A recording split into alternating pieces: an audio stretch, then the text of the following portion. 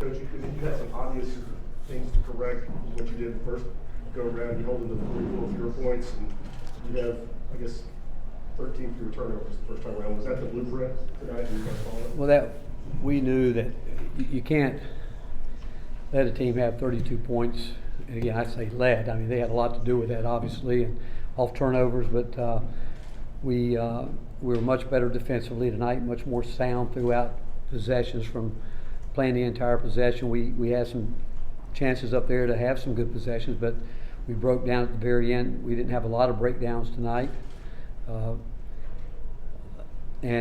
overall, I think that everyone that came into the game made a major contribution. I don't know what I could say enough about Jonas Adu. I mean, he made his presence felt, and he's a guy that we knew that once he could get his speed to where we needed it to be, and we watched him in practice when he's been able to go, how he affects us around the rim. And I thought he made his presence felt tonight. Yeah, Rick, I wanted to ask about Jonas. How rare is it to add a player like this in February, especially someone who's making contributions to the level he is right away? You know, we always talk about with our guys, because they're all our guys, all of them, about holding on to that rope, not just holding on, but keep climbing.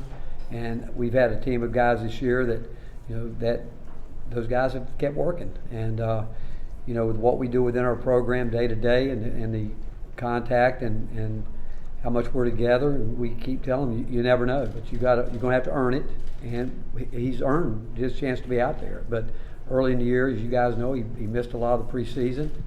But it just, the last couple, well, it's going on, 2.5 weeks now, maybe 3, where you could just feel it was starting to click a little bit for him. He still needs to be a little bit sharper on some of the things that we need from him on the offensive end. But what he does around the rim, he does have good feel. He's got great hands. He's long, and he can block shots. Again, we watch him do it in practice, and the guys were telling him tonight, just go get it, and he did that a few times. Ryan and Ben. You hinted at there a minute ago, but just how much better was transition defense tonight compared to the game back in Knoxville? Well, we had no chance, and again, we know they played great up there, and they got out early and ran really hard. That was a major emphasis. We knew we were going to have to do a better job in matching up, really, and not so much. We obviously did much more switching tonight with our defense, but offensively we gave ourselves a chance by not turning the ball over as much as we did up there, but again, there was a lot of good things that happened, but overall, first half our defense was what we needed it to be. Rick, just how much better was Kennedy tonight compared to that last game against Kentucky? It's not even close, and certainly, Ty Washington's a terrific player. He is, and you know, he rolled his ankle a couple of weeks ago, and then I think he rolled it again last game, and you could tell visibly he was trying to gut it up out there and do it, but I think he might have tweaked it again tonight, but we've been through it a lot. Every team goes through those type situations, but overall, defensively, I thought we were so much better getting off their screens. They're a really good, sound, fundamental team in terms of screening and what they do, and we did just a so much better job not giving up separation on some of their actions. Michael, then West, then Rob. Back here, Coach. The building was electric from the beginning, but it seemed like after that Calipari Tech, it seemed like the building lit up. It seemed like your players fired up, and then a few minutes later, Kennedy had that 8-0 run, and it stormed from there. Did you feel like that was a moment where it's like, okay, that kind of woke everything up? Well, I don't know if the technical foul did it. I don't know of any of that. I think our fans were ready from the get-go.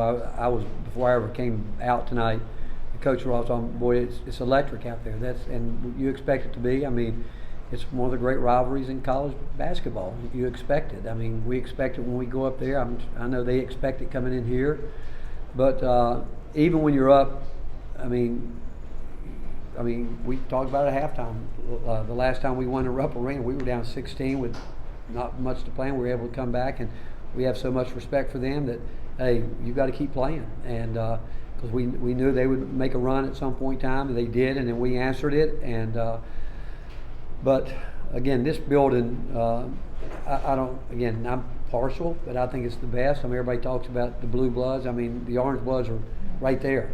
And our fans, and it's been, I mean, tonight it was special, but there's been a lot of games this year where our fans have just been spectacular, and our players feed off of it. There's no question about that. Absolutely, they love it. They appreciate the support that we get here.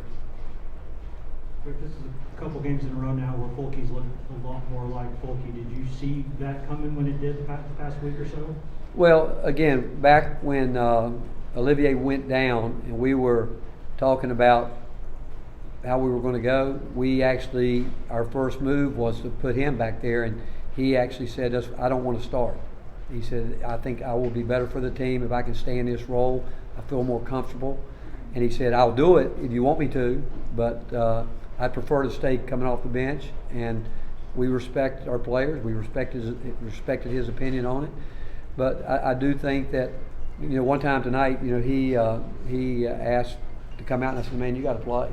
And he sucked it up and stayed out there. Coach, they cut it to 51-43, seemed that it's pretty quick in the first half, just under 14 minutes, and your guys responded to the 12-2 run.